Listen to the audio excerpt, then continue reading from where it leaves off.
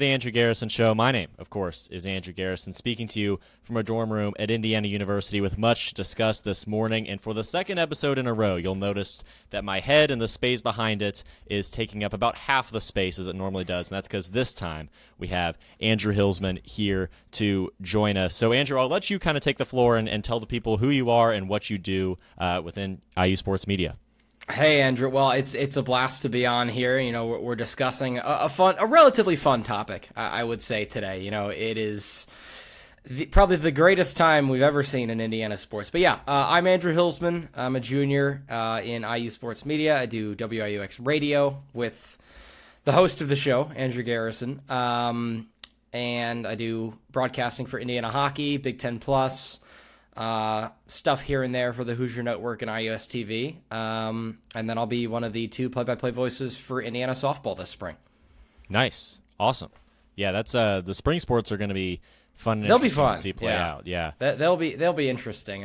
After my first summer in summer baseball, I kind of have a deeper understanding of the ins and outs of college baseball, so I can watch the Indiana team with a little bit of more of a critical eye. But also, one of our players from last summer is Indiana's catcher TJ Schuyler, so I'm excited to go see him play. Nice. Yeah, and those are coming up. I was thinking about this just yesterday, that I honestly didn't realize that those sports are starting as early as February, which is a little bit alarming because we just had the football season end about a week ago. Well, that's what we're here to talk about. Exactly, and it's so weird to think like, oh, football season just ended, but Indiana was still playing in the football season.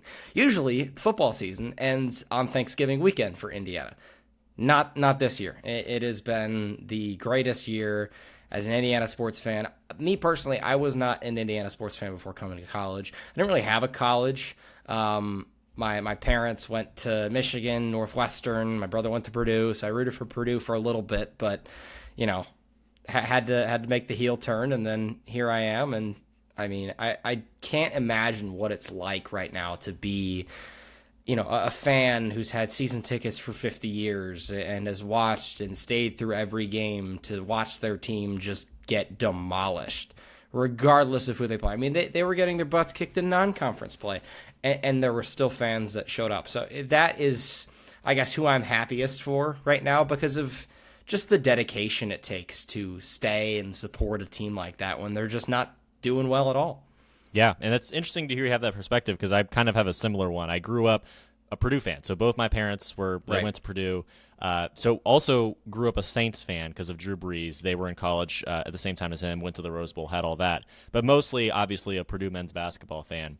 And so it's weird, and I agree completely. Like I watched the game at Assembly Hall and then ran to Kirkwood immediately. Yep, I did the same thing. Yeah, I was kind of just watching looking at the people, appreciating. I was happy for them. You know what I mean? I was obviously happy myself, but definitely I feel like it faded pretty quicker than for most. Just for me, just because I obviously hadn't had that exactly what you're saying. Hadn't had that lead up, and I'm spoiled in that way, and I'm also spoiled because my parents didn't. Obviously, when you grow up, you just care about the sports your parents care about, for most people. Right. And my parents didn't care about the Pacers at all. And then as I kind of got older and became my own person, I started wanting to like the Indianapolis teams more than I had as a child. And so obviously the Pacers and the Fever come with that. And that lined up exactly with the Pacers. They lined up pretty well for you. Yeah. So I was spoiled there, and I even had those weird mixed emotions during the NBA Finals where I was like, I don't feel like I deserve this. Like I was a real fan then, but. Yeah, so same with IU football. But the experience in Assembly Hall, so it's nice to know that you were there as well. Oh, my gosh. It was awesome. They so did loud. that. It was loud, and I was looking around, and I realized, I'm like, why is this not totally full? But they only allotted 14,000 tickets, and I think there were right around 14,000 people that showed up. So I think they did a really good job of putting that event on in a short amount of time. I mean the tickets sold out. I mean, they were free to claim.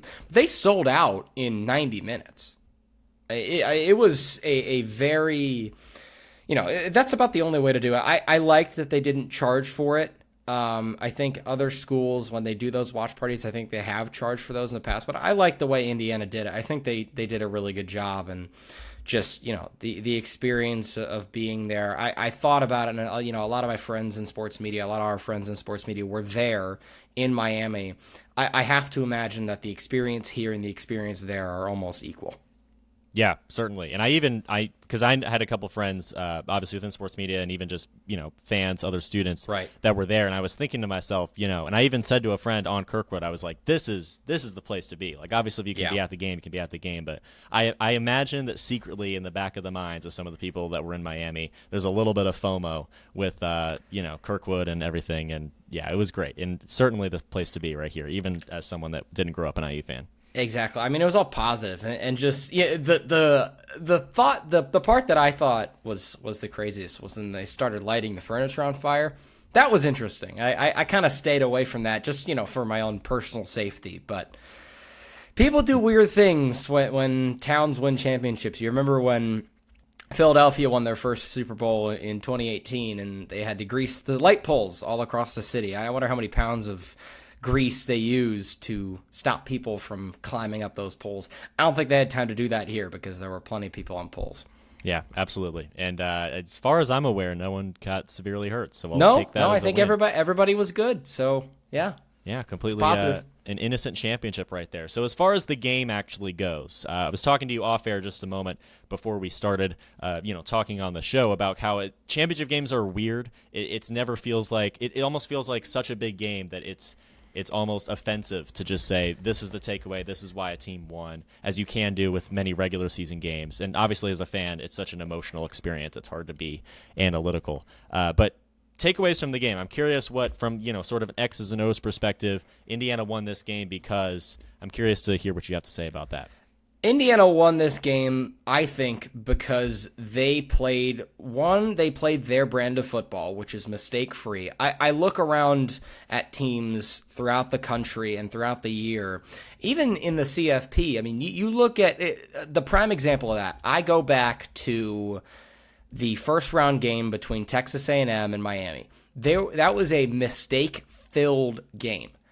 I cannot tell you, I can't remember. Maybe the Iowa game. But even then, Iowa's defense was playing really well. They won that game by 5 points. Indiana got it done, right? You got to go back to week 1 to say definitively, okay, these are mistakes that Indiana made that actually had a bearing on the game. I mean, they didn't win that Old Dominion game by too much. That was their worst game of the year, and it came in week 1. That's a great thing.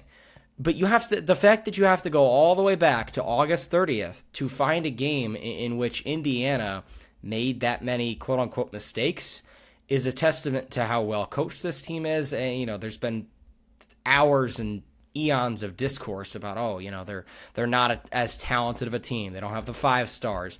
It doesn't matter when you're coached that well.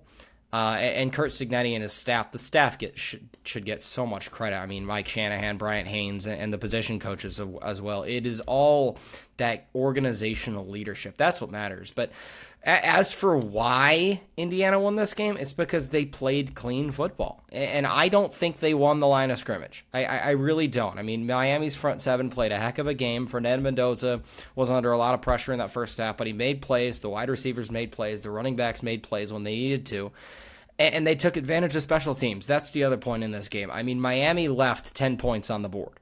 I think those are those hidden points, right? If you have a cleaner operation back deep in your end zone and Mikhail Kamara isn't able to get to the punter and block that, and Isaiah Jones can't pick it up, that's a 7-point swing. And then the 50-yard field goal at the half that the kicker doinked, that's a 3-point swing. You go back to it, and Miami had a very, very good chance to win this game, and I don't want to say they shot themselves in the foot, but they made way more mistakes than Indiana did.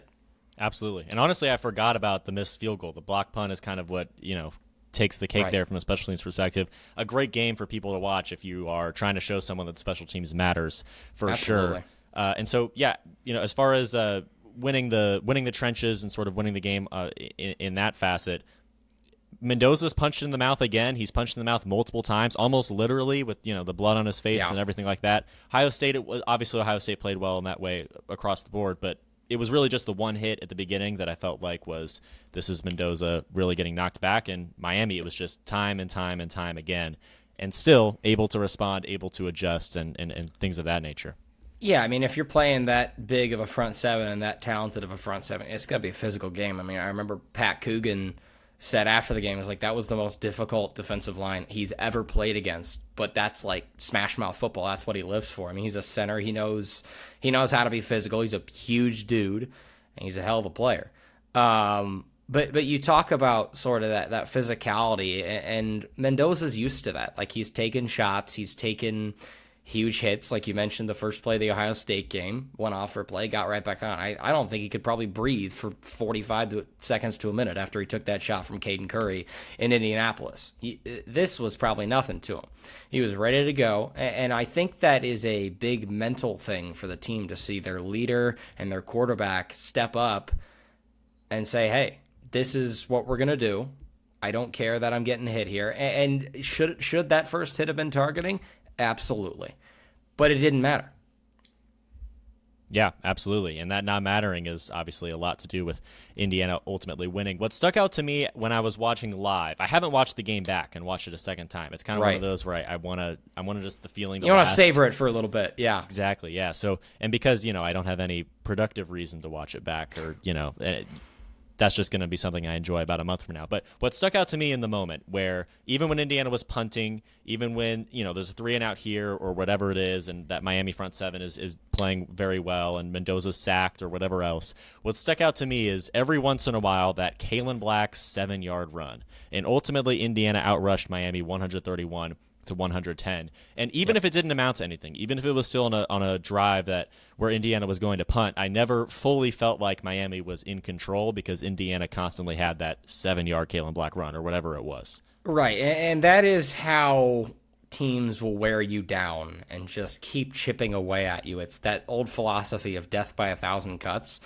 Miami had that huge run by Mark Fletcher. I mean, listen, he is such an explosive player. He is one of the best running backs in the country. He might be the best running back in the country next year once Jeremiah Love is off to the NFL.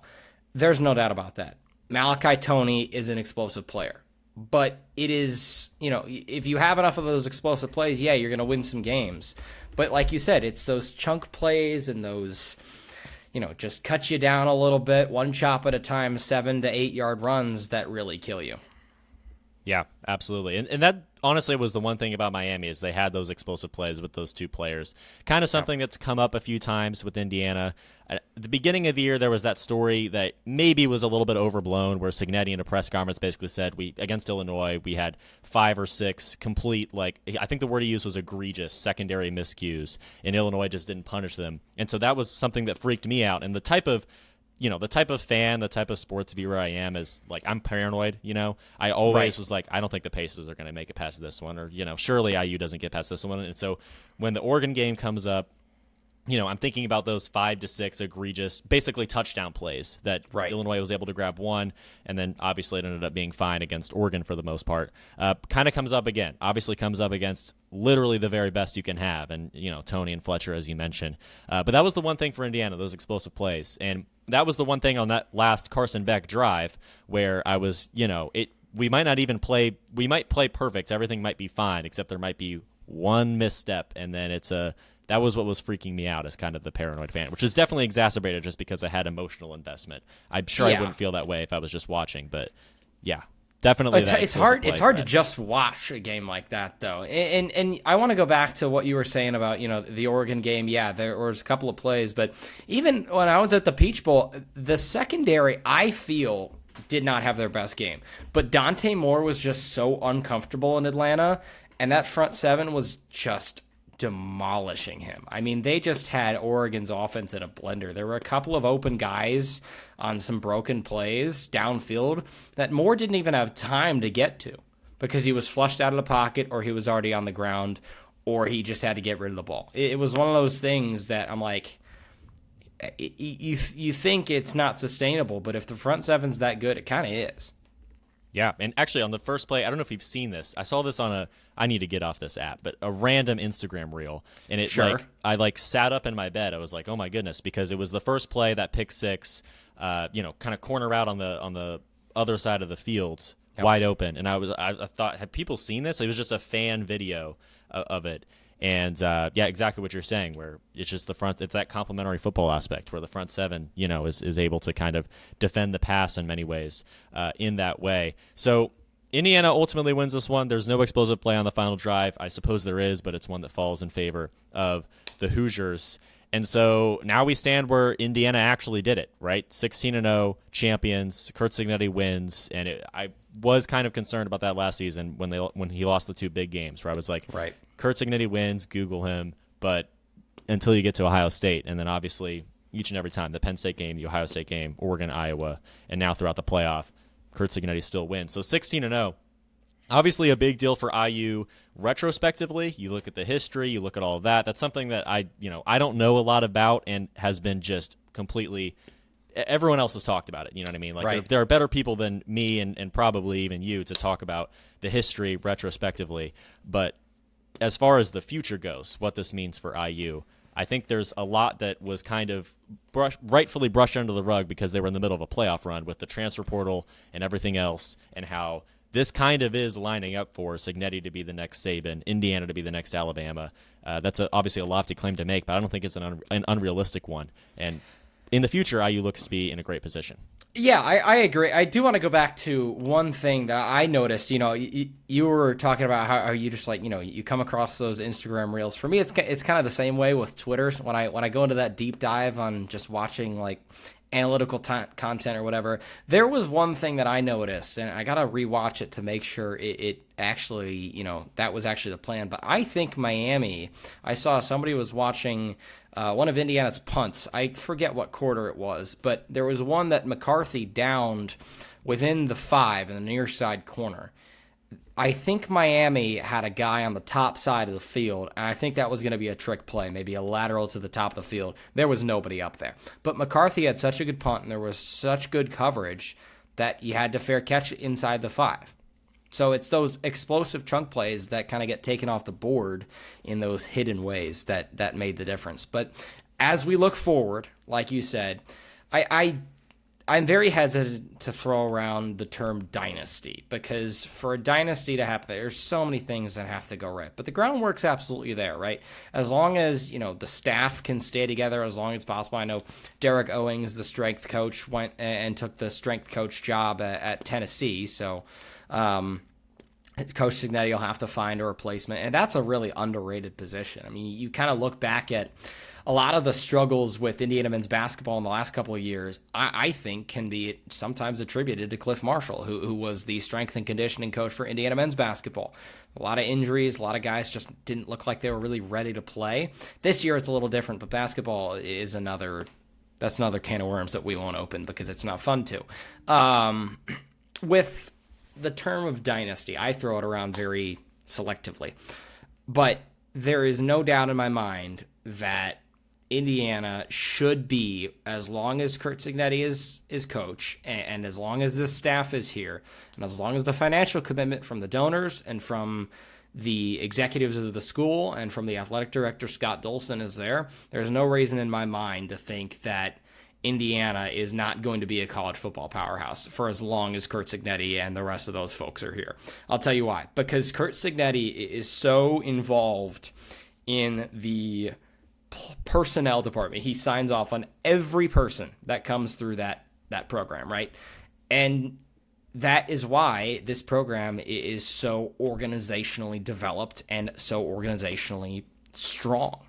Because if there's one person making all of those decisions, and he's really good at it, which Cignetti is, then there's not going to be any discrepancies anywhere on the type of people Cignetti wants in his program as players, as coaches, as support staff. Yeah, and the part of that with Cignetti is that it's kind of all been, and it was proven before, but it's all been even more so proven now. You look at the fast, physical, relentless idea. You look at all the kind of bold claims and the strong one-liners, and it all kind of feels like talk for probably a lot of people around the country. one of my favorite college football personalities is Josh Pate, and he goes to a game every week, and he never came to Bloomington this season, and I was just waiting for it because I was waiting for, if that was ever going to line up and he was ever going to have some fan event or whatever, and it never happened. And I think that's a good example of the people that are outside of the Bloomington bubble. It kind of all feels like hot air, and now 16-0, national champions, and so even more so than before. You obviously have the transfer aspect. You have the respect aspect with Cignetti and the whole program. And so it's almost as if I feel this way about college sports a great deal, where just the perception of a school impacts the actual success of a school when you look at recruiting and that sort of thing. And so I think about how I feel about IU, or I think about how people that I talk to that don't go to the school think about IU, and I realize that I am the same age as, the kids being recruited and that sort of thing. And it's a similar mindset. It's a similar generation. It's a similar perception. We all watch the same social media. It's all the same. And other people are going to have the same perceptions of Cignetti and IU and all of that. And so obviously they have their quarterback and they have plenty more players coming in, and it's a destination now. IU is a destination. Right, and you mentioned that. That is exactly what I was going to say next, Andrew. You talk about, people say now that, okay, yeah, you have to just build through NIL. Recruiting doesn't matter as much anymore, but it does. I think you can still grow very solid prospects. Now, is it hard to keep them in your program without significant financial commitment? Absolutely. But it's not impossible. And with the financial commitment that Indiana has, everybody looks at Mark Cuban. There are people richer than Mark Cuban who are donating to this program. I know that sounds crazy to say, but that is true. He's the most front-facing one. He is, the most well-known one. But this program is not going to be short in the piggy bank for a very long time. Maybe ever, just because of these last 2 years. So I think, isn't that weird to think about, though, how we are the same age as these players that we talk about and cover. As growing up, we're kids. We view athletes and even professional athletes as, these, deity figures that we watch on TV and that are older than us and wiser than us and more experienced. We're the same age as them now, which is just weird to think about. Yeah, absolutely. And I think about this with Maya Makalewski on the women's basketball team a lot. Yep. Because, I broadcast that team for WIUX. You're obviously on the men's side. But I remember I posted an Instagram reel of my broadcasting, just, a few broadcast calls trying to promote myself. And something notable in the game was Maya Makalewski exploded from three. And so I just put all my Maya Makalewski triples together. And then as I was posting it, I was like, is this weird? If she sees this, is this going to be strange? Because, we could have a class together. We don't, but we could, and I was just trying to think through it. If this is, because she's obviously, I guess, is that celebrity and kind of public figure, but at the same time, you're exactly right.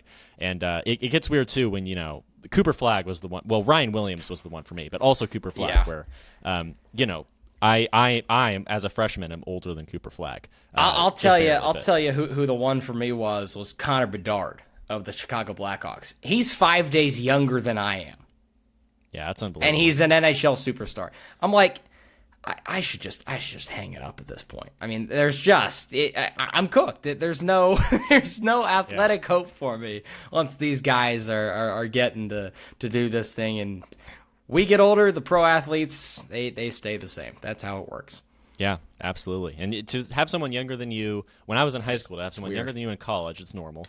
But then younger than me and now in the NBA with Cooper Flagg is kind of a little bit bonkers. And even for him to grow up watching LeBron. I was watching the Bill Simmons interview with Con Knipple, which was kind of similar, where he kind of is just a guy, that's just really good at basketball.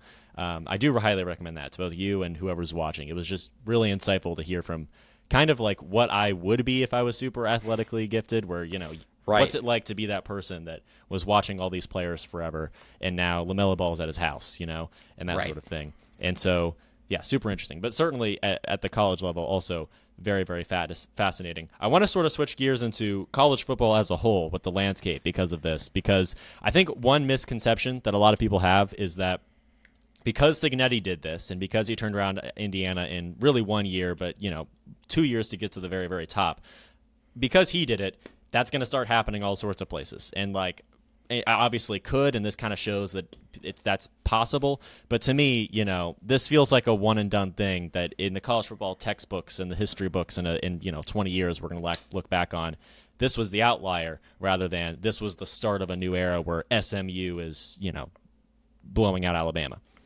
I mean, if there's one team to do it, there's a lot of money over there in SMU. But it is all about people, Andrew, right? And this sort of, firestorm of Cignetti, it makes it possible.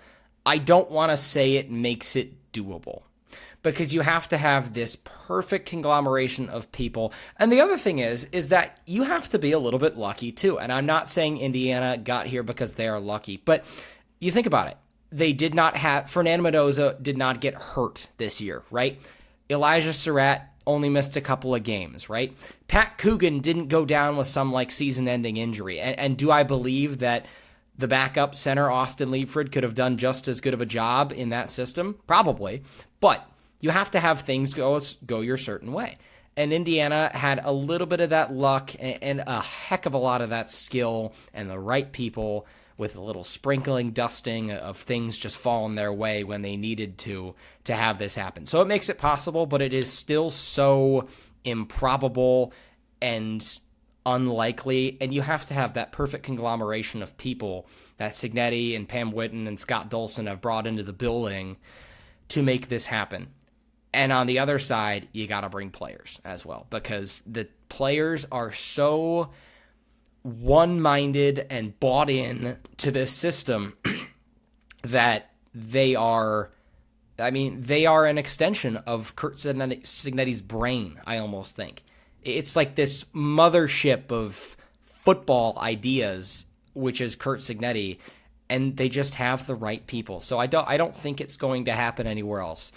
I think it's near impossible, but to even see it happen once, I think is going to give a lot of programs a lot of help, or a lot of hope rather, but it's also going to make holding on to a head coaching job a heck of a lot harder, because the precedent is now there, even though it's only happened once. Absolutely. That's exactly what I was going to say, is I think that the true impact is going to be a shorter leash for head coaches, and I'm interested to see sort of how that plays out over the course of the next few years, and if we do see some quick firings. I guess it's already happening with James Franklin and a few others. Right. But even then, James Franklin, he got fired because he couldn't win the big game. But he was there for 10-plus years, and he was never really able to win that big game. So I think that is something where Penn State decided we need a change of scenery. I understand that one. I brought up Jonathan Smith, probably not a great example because he just kind of stunk. But it's also true that Michigan State probably didn't have the most NIL funding or resources there. They do now, because I think a donor just donated $100 or $200 million to Michigan State's athletic fund and improving stuff. But they got their hire. I think they're gonna be a team that maybe surprises some people next year, even though they probably lost a lot of people. But it is absolutely gonna make that leash a little bit shorter, like you said. Not to a crazy extent. People aren't going to get fired consistently across the board after 2 years if they don't go and win a national championship, because at most places it's just not possible. Like if you look at your run-of-the-mill ACC school at, say, I'll pull one out of a hat here. Let's go with Virginia Tech. It's probably not possible there. It might be. You never know. They've been good at football in the past, but it is just so unlikely. Yeah, and I think that you saying it's possible but not necessarily doable is a great way to put it, especially because at the end of the day, there kind of might just be one Curt Cignetti in the entire world. Certainly haven't seen anything like him to this point. Exactly. Before we get out of here, he's a total anomaly in the best way possible. Yeah, I love him. I've never watched him. I've never watched him speak or exist in front of a camera, and I've never had any neutral emotions. Even it's only ever been positive. Before we get out of here, I want to ask: you went to the Peach Bowl.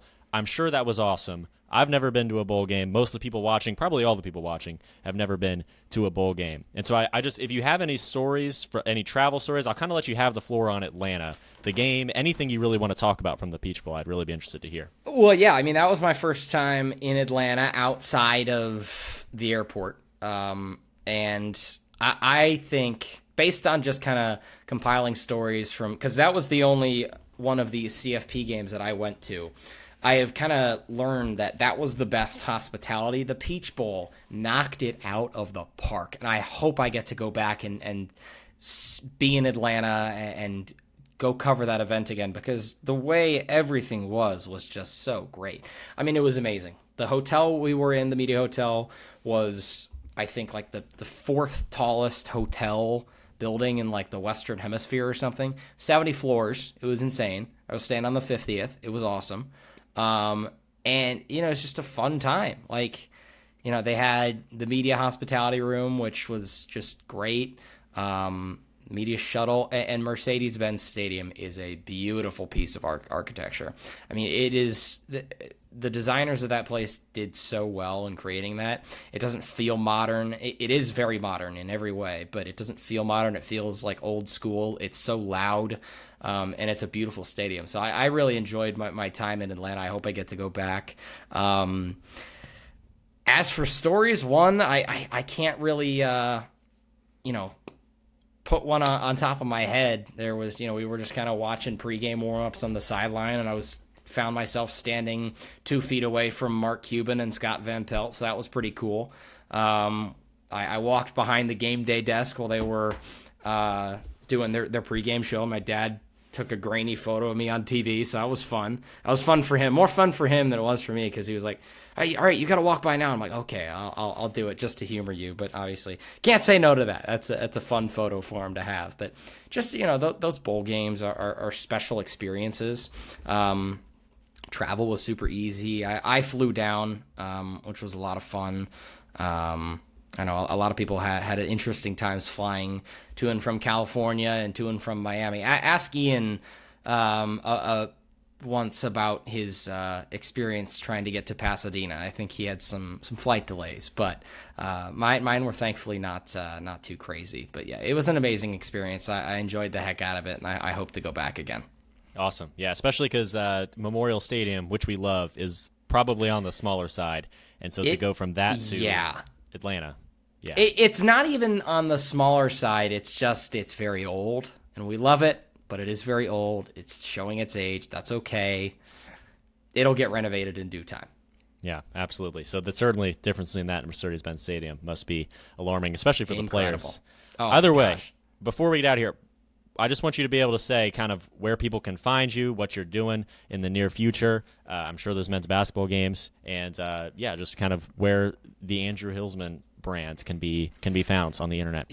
Yeah, awesome. I appreciate the little opportunity to plug. My Twitter is just Andrew_Hillsman. Instagram is Andrew.Hillsman. I can't make them the same because some jerk has Andrew_Hillsman on Instagram. I'm trying to figure out who it is, to no avail. But probably some account that nobody uses. Anyway, got a couple of games coming up. I think my next big one is the Oregon men's basketball game here, so that'll be fun. Then I have the Michigan State one in March, and then softball season will kick off, and myself and Nick Rodecap will be the two voices you hear on the radio and on TV throughout the Indiana softball season. So he and I are really excited to get working for the athletic department in that regard and be the voice of that team for the 2026 season. Nice. Yeah, you're on the level of Austin Render on the baseball side. Well, I don't know about that. Austin does a good job, but it's a great gig to have, and certainly looking forward to learning a lot through that position. Great. Well, we appreciate you coming on. We appreciate you all watching and or listening to this show, depending on whether or not you're on Spotify or YouTube. That's Andrew Hillsman. I'm Andrew Garrison. We appreciate you all tuning in, and we will talk to you again next time.